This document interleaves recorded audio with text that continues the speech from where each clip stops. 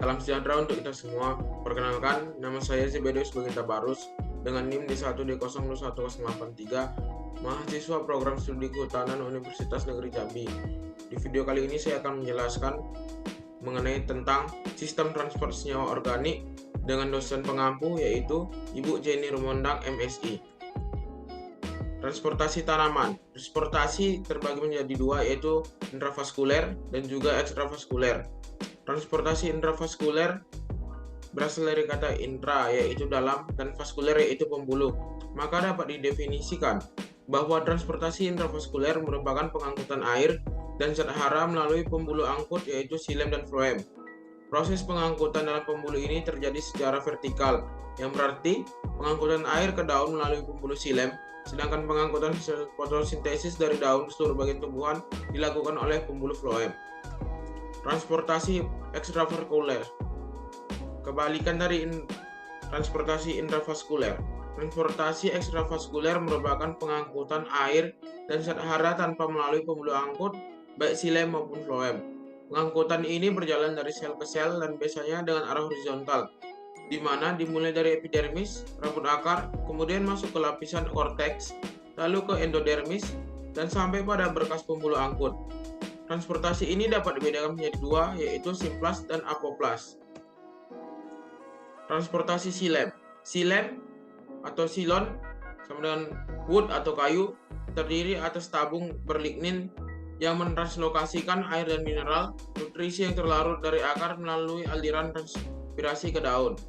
Transportasi floem. Ekspor fotoasimilat dari daun ke bagian lain dari tanaman atau dari tempat dibentuk atau source sel-sel mesofil daun ke tempat konsumsi atau cadangan atau sink, akar, umbi atau area pertumbuhan xilem dan floem secara bersamaan dengan sel-sel parenkim pembentuk jaringan vaskuler atau berkas pembuluh. Xilem. Xilem merupakan suatu jaringan pengangkut yang kompleks terdiri dari berbagai macam bentuk sel. Pada umumnya, sel-sel penyusul xilem telah mati dengan dinding yang sangat tebal, tersusun dari zat lignin, sehingga xilem berfungsi juga sebagai jaringan penguat. Xilem terdiri dari trakait dan unsur pembuluh. Trakait ditemukan di dalam xilem hampir semua tumbuhan vaskuler. Selain trakait, sebagian besar angiosperma serta segelintir gimnosperma dan tumbuhan vaskuler tidak berbiji memiliki unsur-unsur pembuluh. Trakait adalah sel-sel yang panjang dan tipis dengan ujung meruncing. Air bergerak dari ke sel terutama melalui ceruk, sehingga air tidak perlu menyeberangi dinding sekunder yang tebal. Dinding sekunder trakait diperkeras oleh lignin yang mencegah sel-sel runtuh akibat tegangan transport air dan juga memberi dukungan. Unsur-unsur pembuluh umumnya lebih besar, lebih pendek, berdinding tipis, dan kurang runcing dibandingkan trakait. Unsur pembuluh tersusun dengan ujung-ujung yang bersentuhan, membentuk pipa mikro panjang yang disebut pembuluh. Dinding ujung dari unsur pembuluh memiliki lempeng berlubang-lubang yang mengalirkan air secara bebas melalui pembuluh. Struktur trakait dan unsur pembuluh dapat dilihat pada gambar di bawah ini. Unsur-unsur xilem terdiri dari unsur trakeal, serat, xilem, dan parenkim xilem.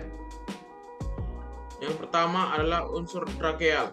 Unsur trakeal merupakan unsur yang bertugas dalam pengangkutan air beserta zat terlarut di dalamnya dengan sel-sel yang memanjang, tidak mengandung protoplas atau bersifat mati. Dinding sel berlignin mempunyai macam-macam nokta. Unsur trakeal terdiri dari dua macam sel, yaitu trakea dan trakeida. Yang kedua, serat xilem. Serat xilem merupakan serat panjang dengan dinding sekunder yang biasanya berlignin. Ada dua macam serat pada tumbuhan, yaitu serat trakait dan serat lipiform. Serat lipiform mempunyai ukuran lebih panjang dan dinding selnya lebih tebal dibanding serat trakait. Dijumpai adanya nokta sederhana pada serat lipiform, sedangkan serat trakait memiliki nokta terlindung. Yang ketiga adalah parenkim xilem. Parenkim xilem biasanya tersusun dari sel-sel yang masih hidup, dijumpai pada xilem primer maupun xilem sekunder. Pada xilem sekunder dijumpai dua macam parenkim, yaitu parenkim katu dan parenkim jari empulur. Kemudian kita masuk kepada floem. Floem adalah jaringan pembuluh yang mengangkut zat makanan hasil proses fotosintesis dari daun menuju bagian tumbuhan yang lain. Floem terdiri dari pembuluh tapis, sel tapis, serat floem, parenkim floem, dan sel pengiring. Pembuluh tapis adalah sel-sel panjang yang ujung-ujungnya menyatu dan membentuk pembuluh. Sel-sel ini berhubungan satu sama lain dengan sel pengiring. Keduanya dihubungkan oleh plasmodesmata. Parenkim floem adalah jaringan yang berisi bahan ergastik seperti tanin, pati, dan kristal. Unsur-unsur yang berperan pada floem. Yang pertama adalah unsur tapis. Ciri khas dari unsur tapis adalah adanya daerah tapis di dindingnya dan inti hilang dari protoplas. Daerah tapis diartikan sebagai daerah noktah termodifikasi dan tampak sebagai daerah cekung di dinding yang berpori-pori. Pori-pori tersebut dilalui oleh plasmodesmata yang menghubungkan dua unsur tapis yang berdampingan. Sel-sel tapis merupakan sel panjang yang ujungnya meruncing di bidang tangensial dan membuat di bidang radial. Dinding lateral banyak mengandung daerah tapis yang berpori. Pada komponen bulu tapis, dinding ujungnya saling berdekatan dengan dinding ujung sel di bawahnya atau di atas sehingga membentuk deretan sel-sel memanjang yang disebut pembuluh tapis. Yang kedua adalah sel pengiring. Sel pengiring berhubungan erat dengan pembuluh tapis. Sel-sel pengiring biasanya merupakan untaian atau deretan yang menyerupai sel parenkim dengan sel-sel yang bersifat hidup. Sel pengiring diduga berperan dalam keluar masuknya zat-zat makanan melalui pembuluh tapis.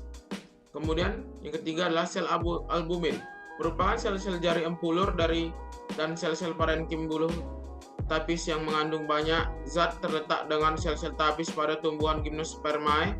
Diduga sel-sel albumin mempunyai fungsi serupa dengan sel pengiring. Yang keempat adalah sel serat floem. Letak serat floem pada berkas floem bervariasi. Pada floem primer, serat terdapat di bagian jaringan sebelah luar yang awalnya berkelompok membentuk suatu klaster atau massa, kemudian dalam perkembangannya akan menjadi homogeni. Sedangkan pada floem sekunder, letak serat mengikuti berbagai pola. Serat dewasa dapat bersifat hidup maupun mati. Serat hidup dapat juga berfungsi sebagai tempat penyimpanan cadangan makanan. Kemudian yang kelima adalah parenkim floem. Parenkim floem merupakan jaringan parenkim yang biasa terletak di bagian buluh tapis. Merupakan sel hidup yang berfungsi sebagai tempat penyimpanan zat-zat tepung, lemak, dan zat-zat organik lainnya. Cara kerja xilem dan floem. Dalam proses kerjanya, bahwa xilem melakukan transpirasi. Transpirasi adalah terlepasnya air atau uap air melalui stomata ke udara bebas, sehingga kegiatan transpirasi terjadi yang akan menyebabkan menarik air dari dalam tanah dan juga unsur hara dari akar menuju daun sebagai bahan proses fotosintesis. Namun juga transport air melalui xilem dipengaruhi oleh beberapa faktor meliputi suhu, kelembapan, angin, dan intensitas cahaya. Perbedaan xilem dan floem. Kita dapat memperhatikan pada tabel yang pertama yang berwarna biru, yaitu xilem memiliki fungsi jaringan xilem mengangkut air dan mineral lain dari akar tanaman ke bagian lain, sedangkan floem mengangkut makanan dari daun tanaman ke bagian lain. Kemudian gerakan xilem memiliki gerakan searah, jaringan floem memiliki gerakan dua arah. Kemudian dukungan mekanik, jaringan xilem memberikan dukungan mekanis pada tumbuhan, sedangkan pada floem tidak memiliki fungsi seperti itu. Lokasi jaringan xilem terletak di pusat berkas vaskuler. Pada floem hadir di daerah luar bundel vaskuler. Dari gambar yang satu lagi kita bisa melihat bahwa xilem itu bergerak secara satu arah. Kita bisa memperhatikan panah warna hijaunya. Dan pada floem itu bergerak dua arah, yaitu ke atas dan ke bawah dengan ditunjukkan dengan panah biru. Sel tidak memiliki dinding pembatas pada xilem, sedangkan di floem memiliki dinding pembatas yang berpori. Kemudian dinding tebal kaku mengandung lignin itu terdapat pada xilem, sedangkan pada floem tidak terdapat hal tersebut. Pemuatan floem. Transfer dari sel mesofil daun ke unsur pembuluh tapis floem. Kemudian selama pemuatan floem, sel mesofil berada pada potensial osmosis yang lebih rendah daripada unsur pembuluh tapis. Jadi, pemuatan floem membutuhkan energi untuk mengantarkan gula ke daerah yang konsentrasinya lebih tinggi. Pembuatan floem menyebabkan peningkatan potensial osmosis dalam unsur-unsur pembuluh tapis. Pemuatan floem meliputi penghantar gula dari amplas simplas ke dalam apoplas dan kemudian ke dalam simplas. Pembongkaran floem. Transfer hasil fotosintesis dari unsur-unsur pembuluh tetapi sploem ke sel-sel tempat penerima atau pemanfaatan dapat membatasi laju dan mempengaruhi translokasi. Sekian dari saya. Apabila ada salah kata, saya meminta maaf.